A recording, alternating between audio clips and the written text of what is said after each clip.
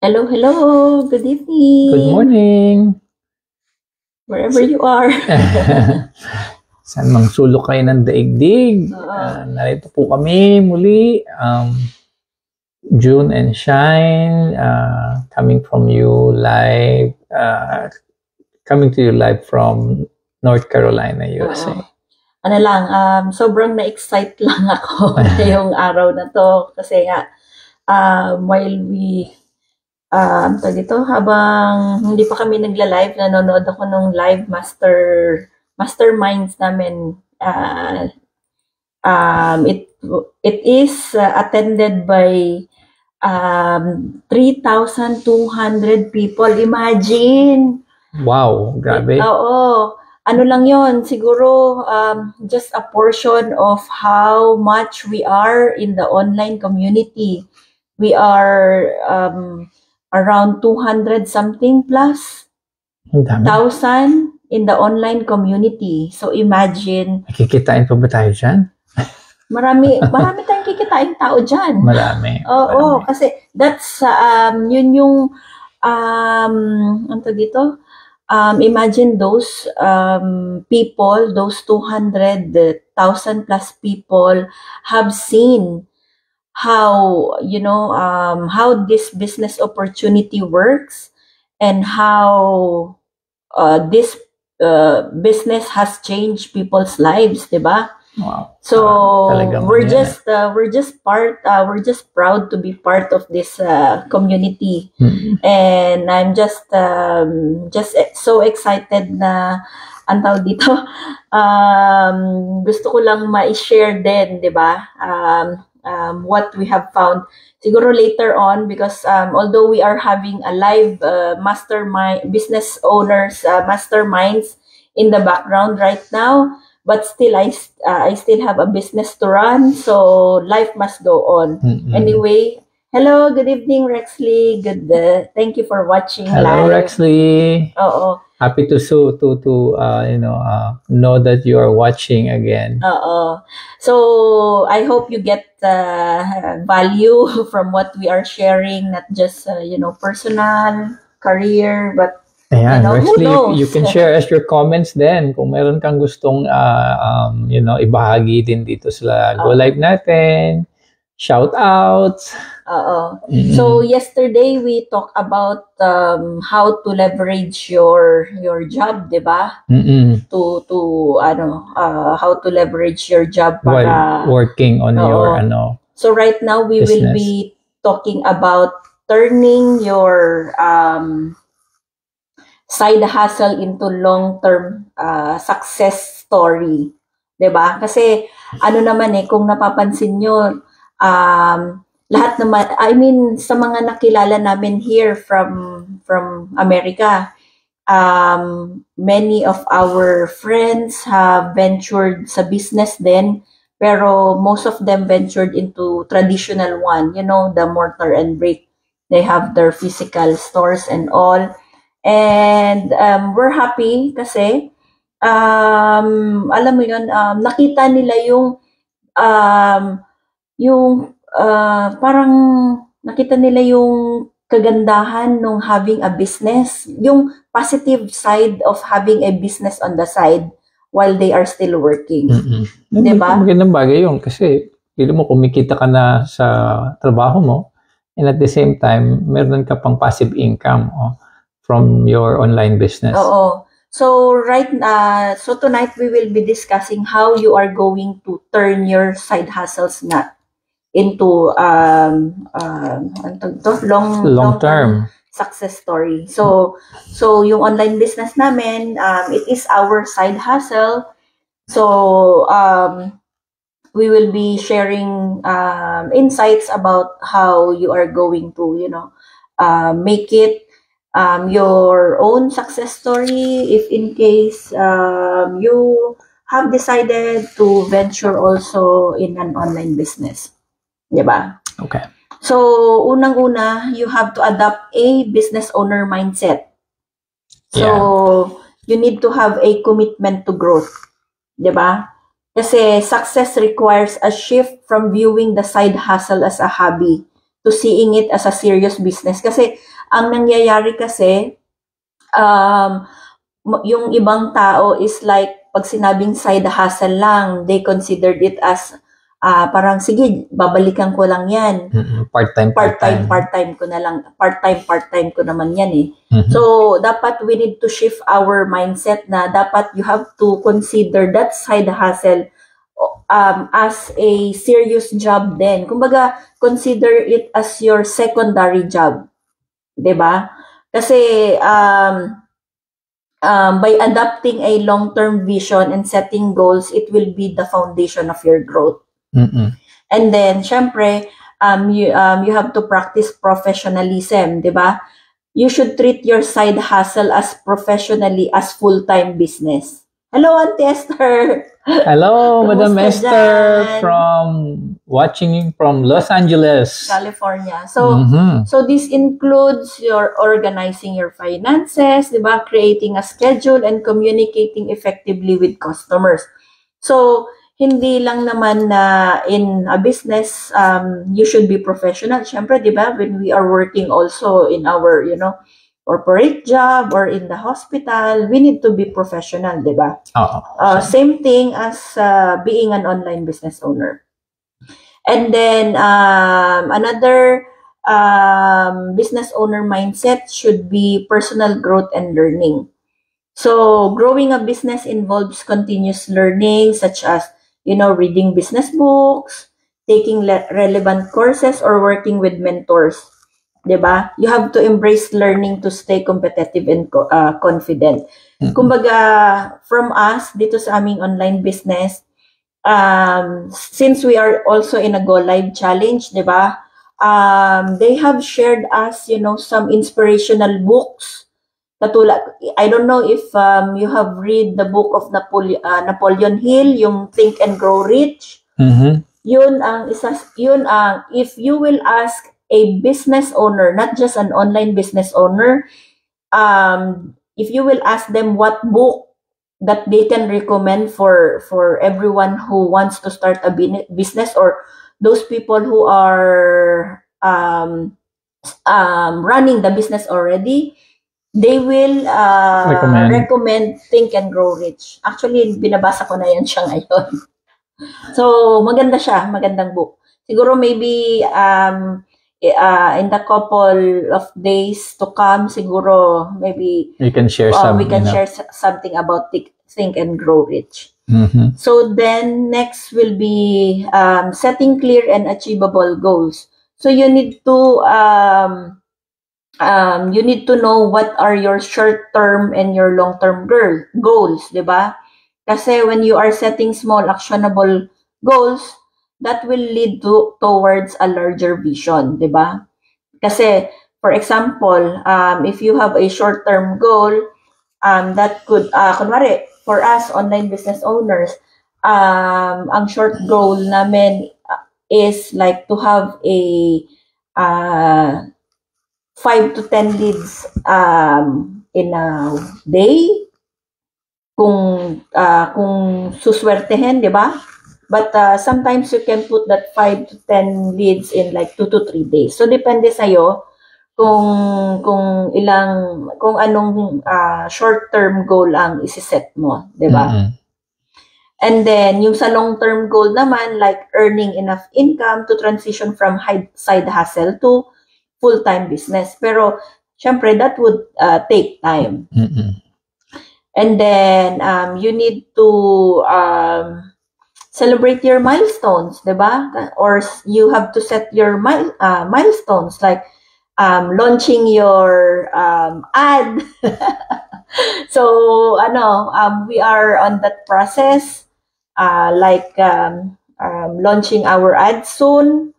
So, in every step ng business yung dito sa online community, syempre you have to have a plan, 'di ba? Para mag-keep going yung business mo. Part yun ng strategy. Oo. Like for us, we already have launched our website. As you can see in the screen, we keep on telling you guys na If you want to learn more about the business, just click the link. That is our website. And then also, syempre, when you are setting clear achievable goals, you have to measure your success also, di ba? You have to check the importance of tracking your progress, whether through financial metrics or customer growth, di ba? Kasi that will help evaluate what's working and what's need adjustment. And then also, building strong customer relationship.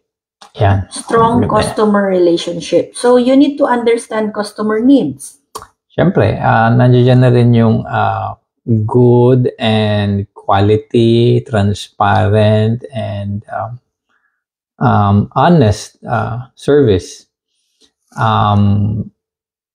Building trust and respect.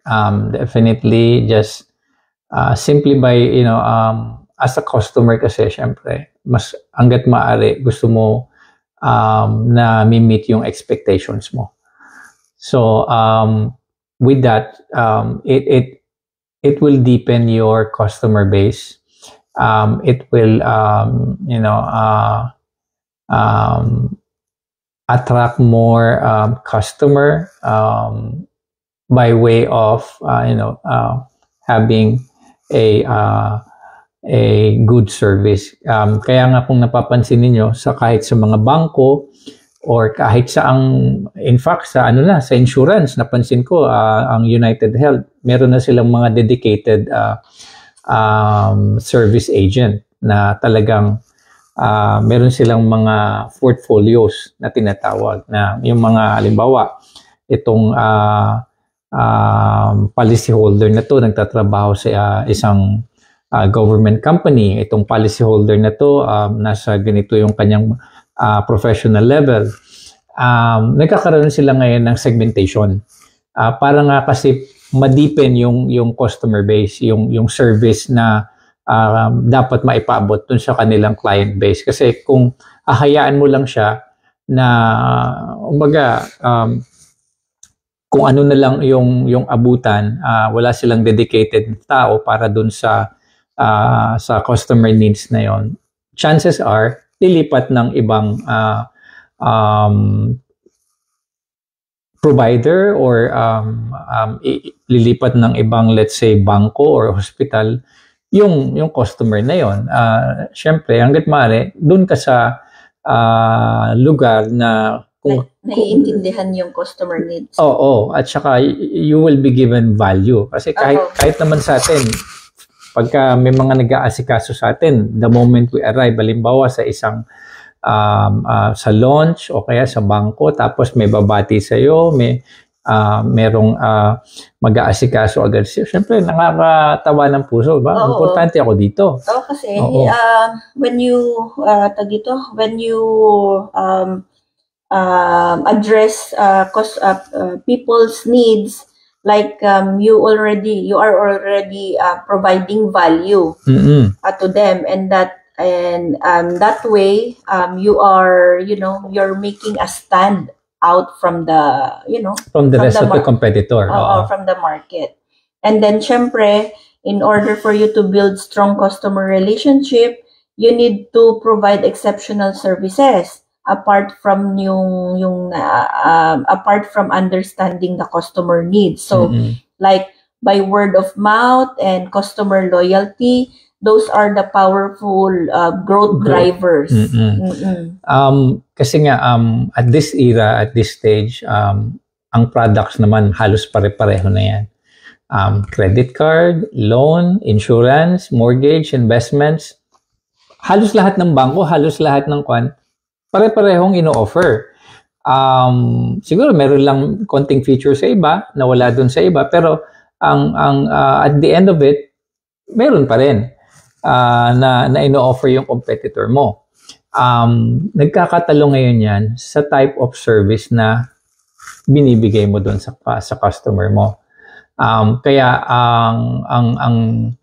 ang trend ngayon is to have a total quality service. Excellent customer service kasi para nga at least ma-deepen yung relationship, You're building trust. ma-retain yung customer base mo, magkaroon pa ng lumalim pa lalo yung relationship mo nung customer inter-customer engagement, at saka syempre through a good service mapabalita na by word of mouth na okay, punta kayo dito kasi minsan yung ibang tao na may magtatanong sa'yo, ano bang magandang bangko, ano bang magandang ospital, ano bang magandang insurance. Siyempre, based on their experience, makakapagsabi sila, okay, kasi ako ganito ang experience ko dito sa X and Y.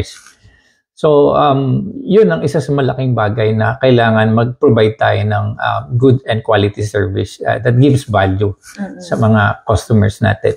And then, third point, in building strong customer relationship, building a brand community.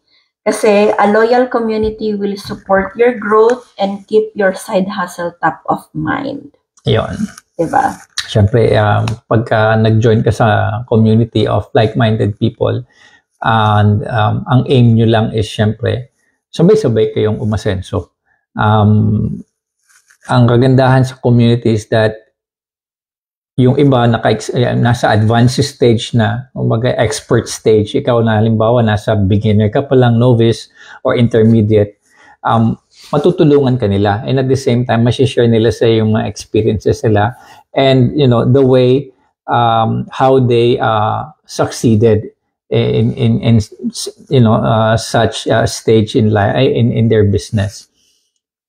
So next thing, what are the strategic planning for what are your strategic planning for growth? So unang-una, you need to evaluate your demand, 'di ba? Kasi you need to know how to assess if there's enough demand to grow the side hustle. Kasi minsan hindi natin napapansin, hindi natin nare-reach yung demand ng takbo ng business, 'di ba? So you need to analyze your market. Since nasa online business tayo, you need to ask feedback from your customers. So you need to ask you need to analyze also yung market trends, kung ano ba yung nakikita natin sa social media, kung ano yung mga bago, para hindi ka mapag-iwanan. To stay competitive. Oo, para maging stay competitive ka pa rin. So next thing is expanding offerings. So as your side hustle grows, think about adding products or services that complement the current offerings. So kunwari, since yung may mga online businesses, 'di ba, nag-o-offer ng consulting. Pero for us, it's already provided. So maybe you can just ask your mentor or coaches for additional hours of mentoring kasi they have also other business partners na kailangan din nila i-mentor. So probably that would be something na for us, kunwari, for us mentors, that would be something that we can give them extra. Diba? That's maybe the exact example that we can give regarding expanding offerings, diba? Extending your time to them kung may mga kailangan sila. Ganon. And then, ayun, syempre that gives opportunity na rin to cross-sell and upsell later on. And then next strategic planning for growth is time and financial investment. So as income grows, you need to reinvest some profits into areas that fuel growth, such as advertising, 'di ba? Better equipment, kumbaga upgrade ng mga gadgets, especially we are in the online market. So baka padagdag ng ring light dyan. Kailangan mag-subscribe sa Canva. Subscribe sa mga mga tools na kailangan mo that for you need for your business. Like kunwari yung sa StreamYard, 'di ba? Meron akong StreamYard account pero free pa yon. So maybe if our income grows pa, 'di ba? We can really subscribe to the premium, yung maraming mga subscriptions na makakatulong para sa paglago ng business din. And then effective marketing and branding. So building an online presence. So you need to have you need to have a strong online presence through social media, 'di ba? Since we are online is on business, we leverage social media platforms. So kailangan strong yung presence mo, 'di ba? Kumbaga parang talagang dapat alam ng tao na nandyan ka. Hindi yung parang come and go. 'Di ba? Kasi usually when people see you all the time, when people see you every day, that creates credibility and visibility. 'Di ba? Making your side hustle more sustainable. 'Di ba? Kung napapansin nyo sa mga content creators, halos talagang every day or every hour ba kung ano, lagi silang may mga content and all kasi gusto nilang maging visible. Kahit sa trabaho. Ganun din. Kung mapapansin mo kung sino yung iisipin mo parang mapapel, kung iisipin mo yung parang sip-sip na ang dating, and every time na merong kailangan, sila yung nandoon. It's part of, being visible. Kasi nga, importante yun na nakikita ka palagi nung amo mo or nung mga kasamahan mo, that something that they can rely on. So,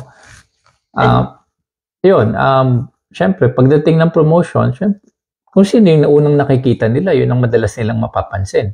Oo. So, since nga nandito tayo sa online, online platform, online community, so kailangan dapat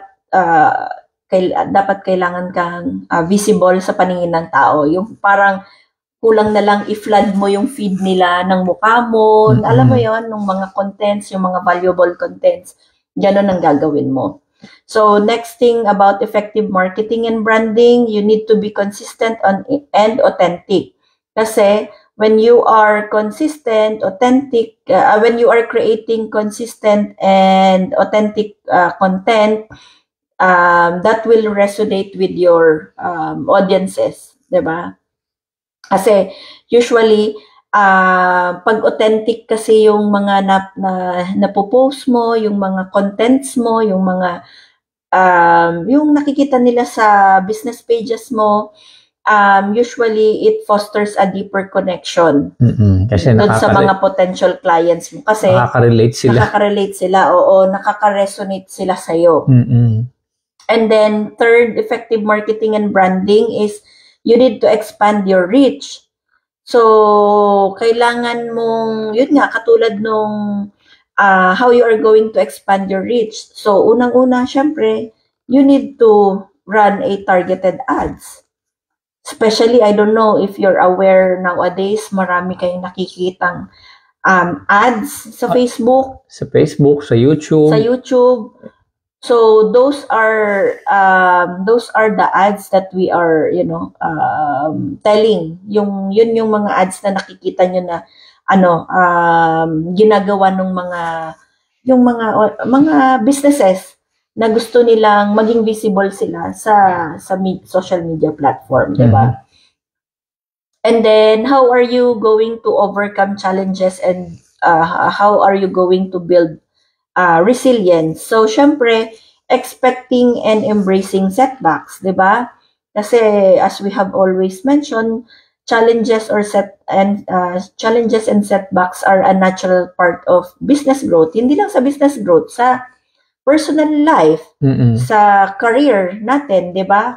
Ang tawag dito, yun yung mga nagpapatatag sa atin, di ba? Kasi minsan may mga common obstacles tayo na hindi natin ina-acknowledge, yung parang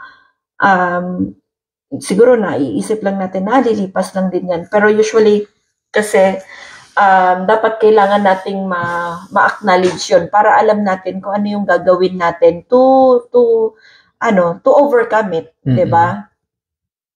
And then next is you need to learn from failures, di ba? Kasi pagka halimbawa nag-fail ka, kumbaga yung kung ano man yung mga napagdaanan mo doon sa pagkakamali mo, when the time comes that ma-experience mo ulit yun, you know what to do. Diba? Mahirap yung nagkamali ka na, hindi ka pa natuto. Oo, uulitin mo pa. So anyway, there is always something to learn on failures. And it's not a bad thing. It's actually something that makes you grow and learn more and be more resilient kasi patatatagin ka ng mga failures na yun. And you know, the next time you encounter them or you encounter it, alam mo na ang gagawin mo. And then next is staying motivated. So like how are you going to stay motivated? So for us, you should go back to the reason why you started the business anyway, di ba? Yun yung mga the reason why you are waking up in the morning. Yun yung parang kanino ka bumabangon sa umaga, di ba? And then apart from that, you need to have you need to create your own vision board. 'Di ba? Or like setting up yung parang rewards for reaching milestone. Kung halimbawa, naka-reach ka ng certain milestone sa life mo, kumbaga just celebrate it. Kain kayo sa labas or something like that, 'di ba? Para ma-motivate ka. Siguro mga one of these days we will be talking about visualization. Akala ko magpapakain sa labas. Future Joke lang. Visualization. And then maybe we will be sharing our own vision board para makita nyo rin para magkaroon kayo ng idea. Diba? And then next is scaling up when and how to transition to full-time.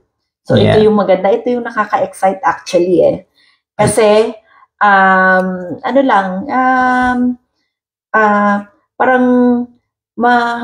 ang sarap lang sa pakiramdam na ako syempre nurse ako, 'di ba? Yung parang ang sarap sa pakiramdam na hindi na ako magigising sa alarm.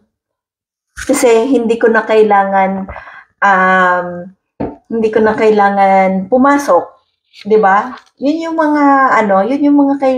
mga minamanifest. Ako excited na ako. Yung sabi niya, i-retire ako ng maaga. Oo, yung mga something to look forward to. Yung feeling nung early retirement. Oo, diba? So, anong tawag dito? So, what are the signs that you're ready for full-time?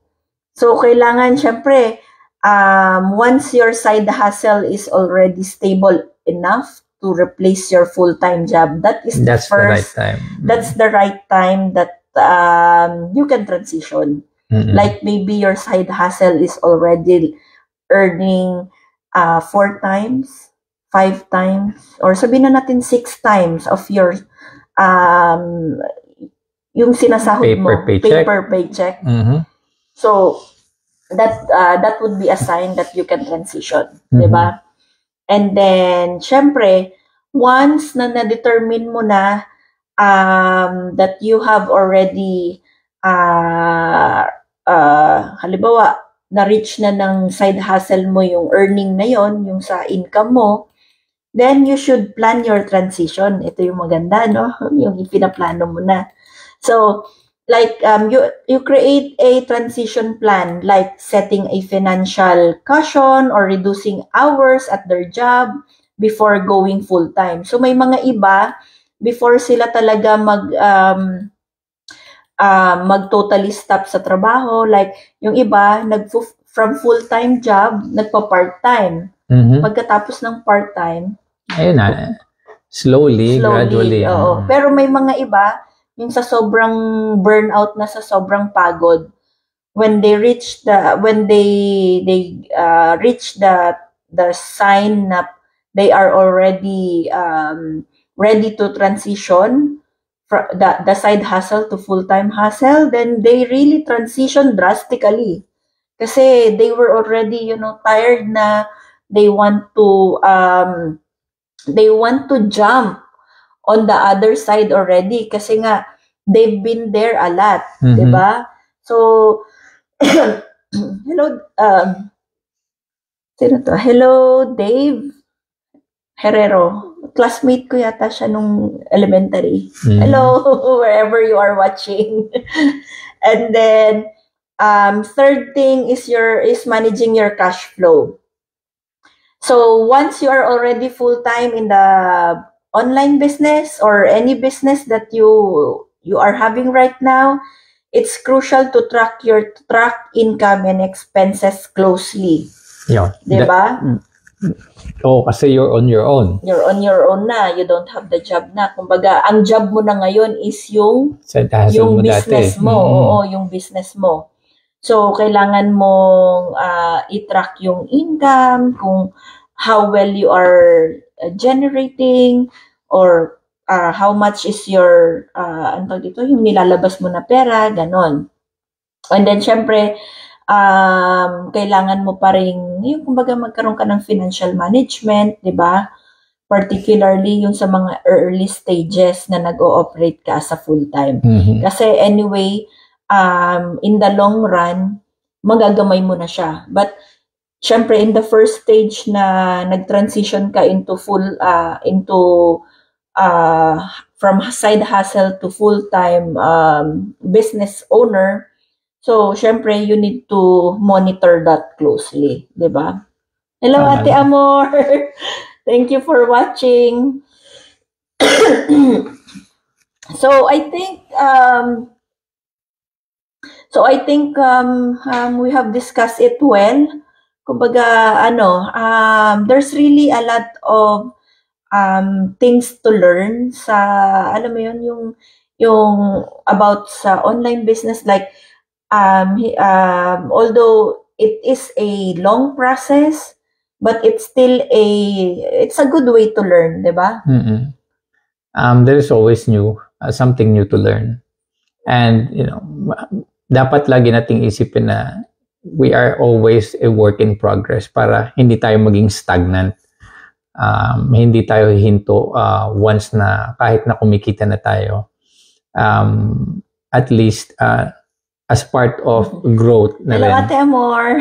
Thank you for watching.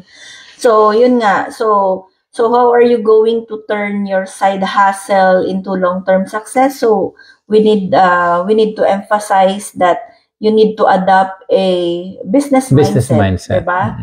And then, syempre, you have to build a strong customer relationships, investing in growth, and knowing when to transition. So, and also, syempre, you need to start taking action, right? Diba? Kasi while you are taking a small step, but concrete step, small but concrete step, kasi kumbaga, it will, start you from going forward. Kasi nothing will change if you will not change. Nothing will happen if you will not do anything. Correct. Yeah. Diba? You will just be on the same place as you are right now or last year if you will not do anything. And in science nga, diba? For every action, there is always an equal reaction. So, gumawa ka ng tama, babalik sa'yo yung tama. Correct. So, maybe we will just leave you with an inspiring quote for tonight bago tayo matulog. So, success isn't about the end result, diba? It's about what you learn along the way. So, start small, dream big, and remember that every big success was once a side hustle. Ang sarap pakinggan, diba? Tsaka, once a dream. Oo. Diba? Parang iniisip mo pa lang yan dati. Iniisip mo pa lang dati. Then, Tapos, at saka magandang isipin na iniisip mo lang dati, and then sa susunod abot kamay mo na. Diba? Realization yun. So I hope you were able to we were able to give our give good insights. Kasi this is what we do. Our online business is our side hustle. So might as well share this information that by having a side hustle, you can turn it into a long-term success too. And who knows, siyempre, baka ito na yung opportunities na hinihintay mo na para sa'yo. Oo. So, we'd like to hear from you. Please do leave us a comment if there is anything that you would like to add, would you like to share, and do also let us know where you are watching from in case you will be watching it on a replay, para at least malaman natin kung hanggang saan umaabot yung ating broadcast. So maraming salamat po for tuning with us live tonight. Marami-rami din tayong mga viewers, and it's our day 47 by the way. So ilang araw pa. Pero marami time flies, and very interesting at very fruitful naman yung ating nagiging topic on a day-to-day basis. So huwag po kayong magsasawa. So that would be all. Good night po for tonight, and God bless always, and may God bless all your decisions in life. Good night. Salamat po.